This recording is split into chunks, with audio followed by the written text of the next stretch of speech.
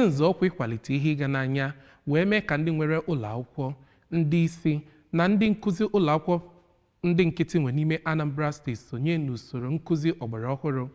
Gọọmenti Anambra steeti chịkọbara ọgbakọ ọzụzụ mkpụrụ ụbọchị abụọ wee nye ndị nkuzi a.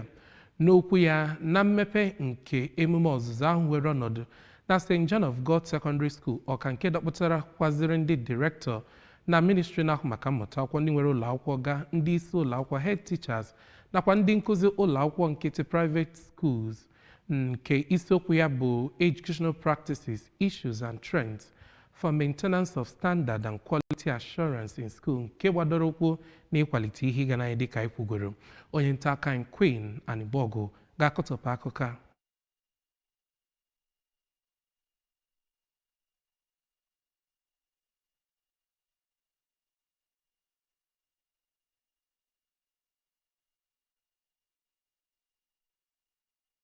N'okwu mbido ya, onye ji ọkwa kọmishọna na-ahụ maka mmụta na steeti a bụ ọkammụta Ngozi Chumude kọwara ebumnuche eji wee chịkọba ọgbakọ nkụzi ahụ si na ọ bụ ka enwee ike wee pịa aka wee zụpụta ndị nkụzi pụrụ iche mara ihe ekwe na-akụ n'akụkụ niile.